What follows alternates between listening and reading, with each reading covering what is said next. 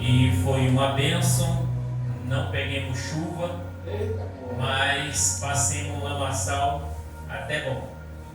E fomos e viemos em paz, graças a Deus. Amém?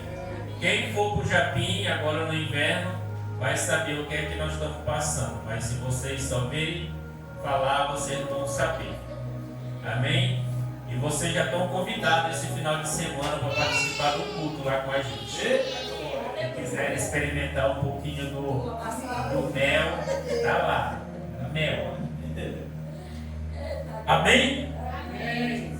Que diz: Deus, portanto, criou os seres humanos. Outra tradução: Deus criou o homem à sua imagem. A imagem de Deus os criou, macho e fêmea os criou. Amém? Senhor Deus e maravilhoso, Pai eterno, Criador dos céus e da terra, nessa noite, meu Pai, somos gratos pelas bênçãos que Tu tens realizado na vida de cada um de nós.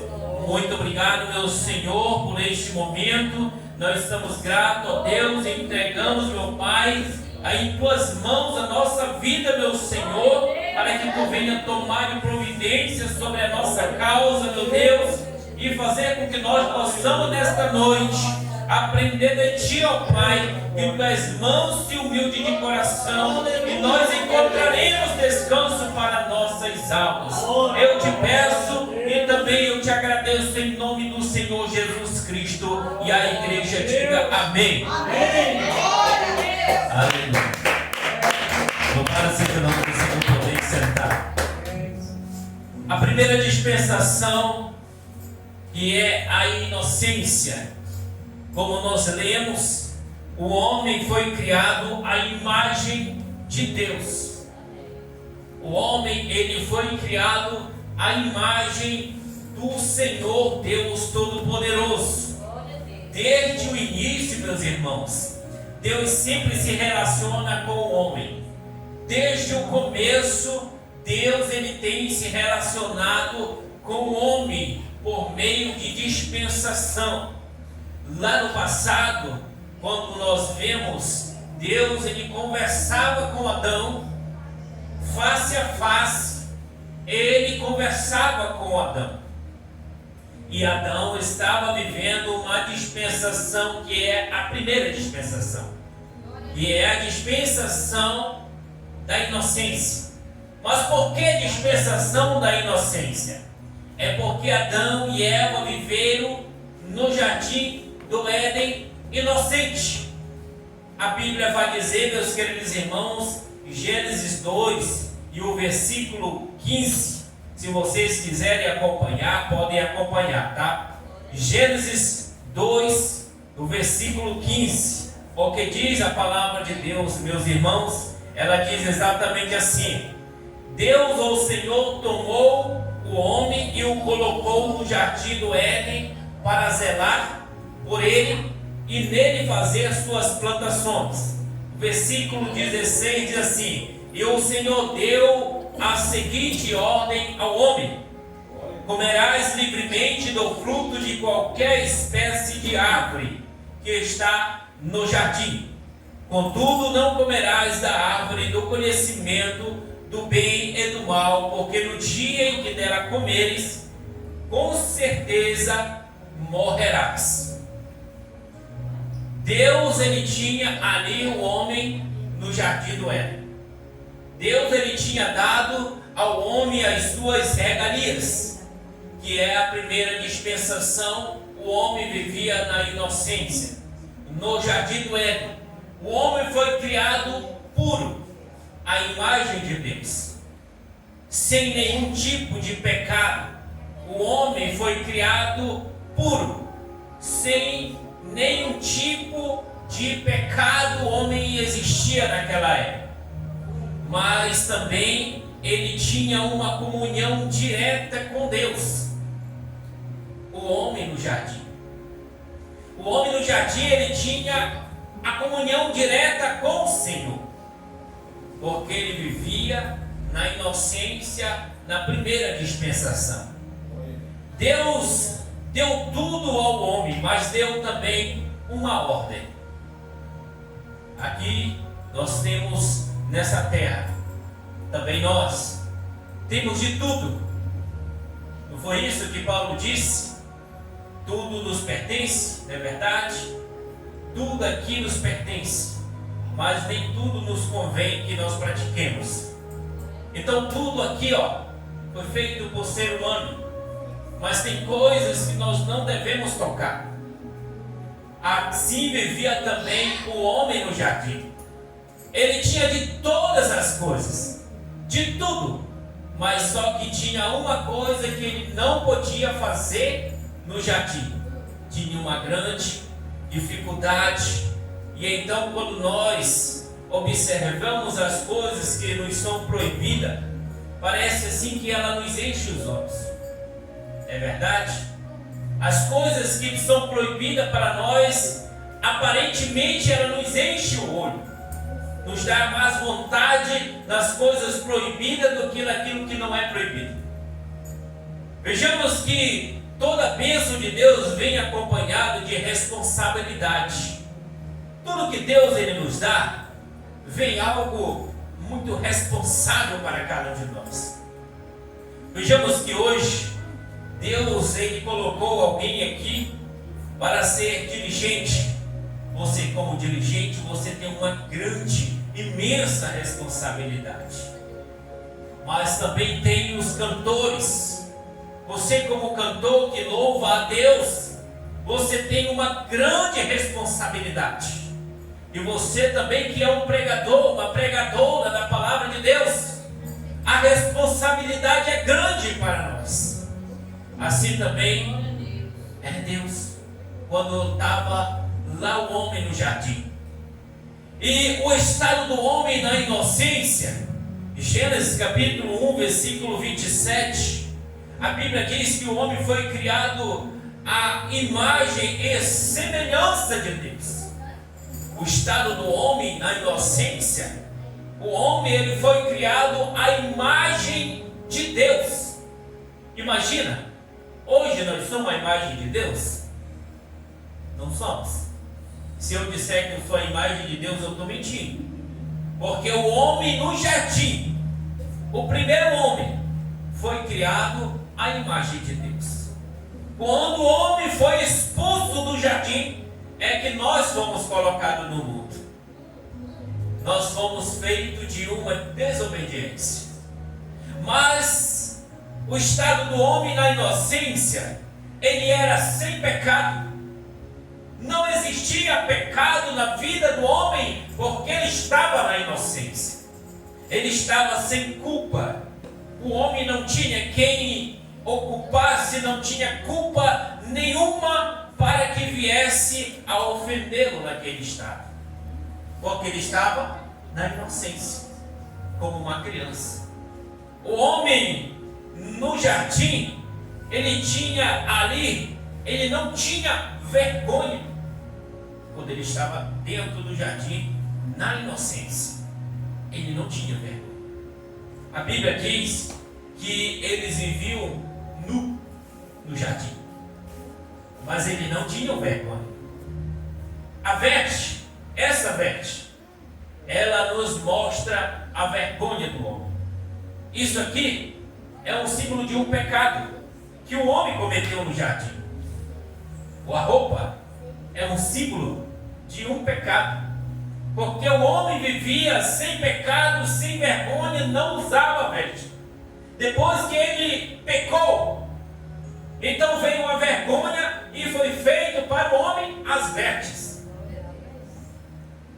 Amém? Que é um símbolo de um pecado. Deus tinha uma grande comunhão com o homem diretamente no jardim, porque o homem vivia em um estado de uma inocência. Se uma criança que está no seu colo, uma criança que está sentada no banco, se essa criança foi ensinada pelo pai e pela mãe no caminho em que deve andar, você sabia que essa criança é santa? É santa, completamente santa, não tem pecado. Mas se essa criança foi ensinada no caminho errado, essa criança é pecadora, porque comete o pecado dos seus pais. Assim também somos nós. Se nós criarmos nossos filhos no caminho certo, eles não são pecadores. Mas se criarmos no caminho errado, eles são pecadores. Aí muitas pessoas dizem: então Deus não vai destruir o mundo porque tem muitas crianças. Mas são pecadores, porque o pai ensina no caminho errado, é pecador. É criança pecadora, porque está aprendendo o erro. Criança que chama palavrão, criança que anda cheirando cigarro na beira do campo, criança que anda para o bar, criança que anda vendo coisas que não deve, é pecador. Ensina teu filho no caminho em que deve andar. A Bíblia diz que o homem não conhecia o mal, vivia em perfeita harmonia. O homem não conhecia, não tinha nenhum conhecimento do que era errado. Ele vivia em uma completa harmonia com Deus. Era um tempo de pureza espiritual total. Não tinha aquela 50% espiritual, 30% espiritual, 90% espiritual, não, era total espiritual. Já imaginou? Se nós chegarmos a uma perfeita totalidade de espiritualidade, Pedro ali estava com o Senhor, mas não conhecendo ainda quem era o Senhor. Quando os soldados pegam a Jesus, ele puxa de sua faca, corta a orelha de um dos soldados. Ele não conhecia ainda o caminho de Deus, andava com o Senhor. Mas em um certo momento da caminhada de Pedro, depois que Jesus subiu, a Bíblia diz que até a sombra aonde Pedro passava curava enfermos. Imagina a mudança do ser humano, a transformação do homem espiritual. Assim também nós temos essa capacidade. A responsabilidade do homem, a Bíblia diz que Deus deu uma ordem clara. Deus ele deu uma ordem completamente clara para o homem, uma responsabilidade imensa para o ser humano. Ele disse: de toda árvore comerás, mas da árvore do conhecimento do bem e do mal não comerás. De todas as árvores, de tudo que tu está vendo, Adão, aí tu pode comer. Agora imagina o homem rodeado de delícias, coisas saborosas. Jardim significa delícias. E agora ele estava rodeado, podia comer de tudo, mas tinha algo ali no meio que ele não podia comer. E a palavra do Senhor diz que havia liberdade na vida de Adão. Hoje nós temos liberdade na nossa vida. Quem não tem liberdade? Nós podemos pecar? Podemos. Quem é que não pode roubar aqui? Quem é que não pode fazer o errado aqui? Todos nós podemos, nós temos a liberdade de fazer. Mas também nós temos limite. Nós temos a liberdade e nós temos limite. Assim também Adão, ele tinha a sua liberdade e também ele tinha os seus limites. Que ele podia comer de todas, mas de uma ele não podia tocar. Deus prova a obediência do homem em todo momento. Será que nós somos obedientes como Adão foi no início? Será que nós temos que ser assim como Adão? Aonde foi que Adão errou que nós também não erramos? Às vezes nós erramos. Nós erramos em várias coisas. Nós comemos de frutos proibidos. Olha, Deus não criou robôs. Ele criou seres com escolha. Ele não criou dois robôzinhos, botou lá no jardim. Não, ele criou seres humanos com escolha. Colocou no jardim, colocou de tudo o bom e do melhor, e uma que não podia tocar. Só uma. A queda do homem, Gênesis capítulo 3, a Bíblia vai dizer que a serpente distorce a palavra. A serpente, ela distorce a palavra. E Eva vê e deseja e toma. Às vezes nós ouvimos palavras que nos agradam, e às vezes nós se agradamos e então corremos para o quê? Para o engano. E é nesse momento em que nós se apartamos da presença de Deus. Adão, agora ele participa do pecado com Eva. O pecado entrou por ouvir o que não devia. Assim também somos nós. Às vezes nós ouvimos aquilo que não é para nós ouvirmos. Assim que o pecado entra em cada um de nós. Eva, ela deu ouvido para a serpente. E então o pecado, ele entrou, o desejo, no coração dela. E ela vai e toma. O pecado, ele entra por nós desejarmos algo proibido. Algo que não é para nós. Alguma coisa que não é para nós fazer, e aí nós fazemos porque é pecado. O pecado, ele é uma desobediência a Deus. Porque quando nós praticamos aquilo que é errado, aquilo que não é certo, nós desobedecemos a quem? Deus. A inocência foi perdida em um instante. Assim também a nossa santidade. Em um pequeno instante a inocência, ela foi perdida. Agora o que acontece? Vem as consequências da queda. As consequências da queda, Gênesis capítulo 3, versículo 7.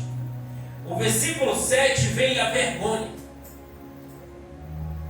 A consequência do pecado, a consequência da queda, ele vem primeiro o quê? Uma vergonha. A primeira coisa que Adão viu foi que ele estava nu. Então ele se escondeu porque estava o quê? Com vergonha. Consequência do pecado. Consequência do pecado é o medo. O versículo 10 diz: Adão, aonde é que tu estás? Mas Adão responde: eu ouvi a tua voz e tive medo.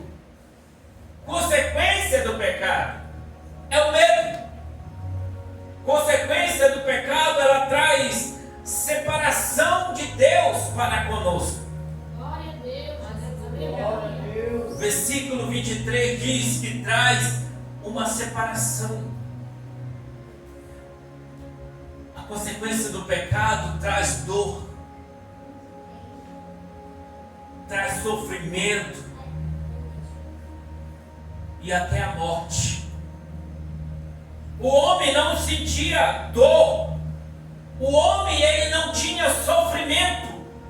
O homem, ele poderia viver, mas o homem pecou. E agora Deus, ele coloca sentenças para o homem. Ele coloca fatos para o homem e para a mulher e para a serpente. Vejamos, meus irmãos, que o homem perdeu a comunhão, o homem perdeu a paz, o homem perdeu o acesso livre de lá do Éden. Porque o homem estava livre no Éden, vivendo em paz e uma verdadeira comunhão com Deus, falando face a face com o Senhor. Mas agora ele perde a sua paz, a sua comunhão, o seu acesso livre. A graça de Deus, em meio à queda, agora nos traz algo de bom.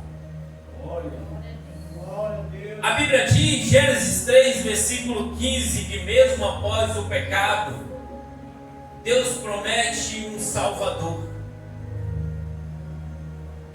A promessa de Deus não é deixar que o homem venha morrer, é de mandar alguém para salvar, ou de ele mesmo vir para salvar.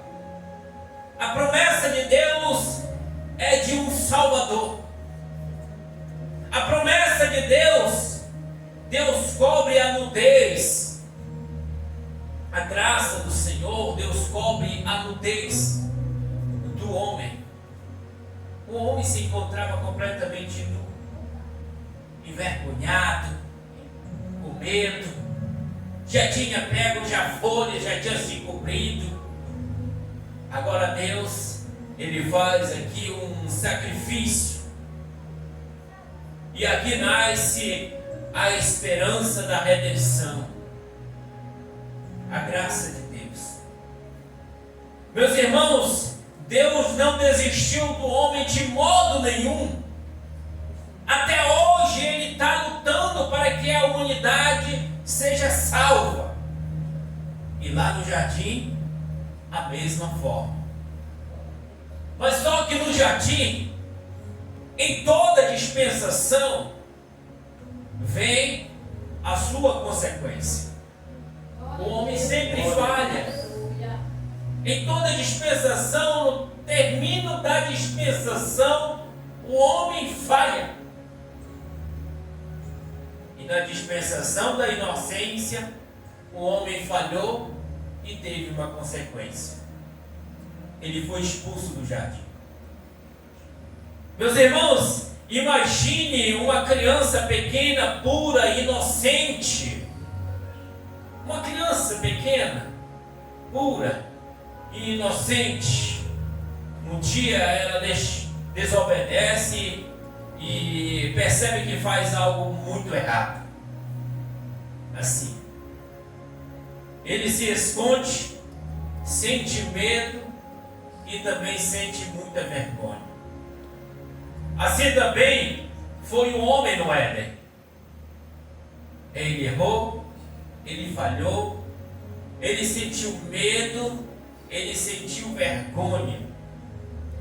O pecado tira a paz, rouba a inocência e quebra a comunhão.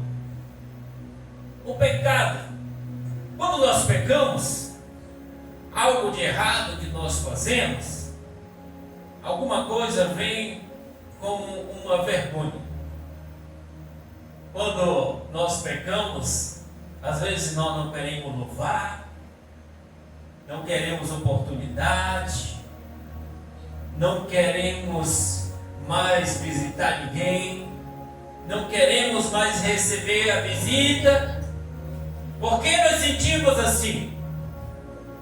Envergonhados. É o pecado que acontece dessa forma. Mas quando nós estamos no caminho certo, sabe o que acontece? a primeira coisa que nós fazemos é: eu vou louvar. Hoje, na minha oportunidade, vou falar da palavra de Deus. Na minha oportunidade que eu tiver, irmão, quando for visitar tal irmão lá, me convida. Glória a Deus, Jesus. Glória a Deus. Me convida. Quando não, irmão, você não vier mais em casa. Quando nós estamos de bem com Deus, não tem nada, não tem vergonha, não tem medo, nada para nos impedir.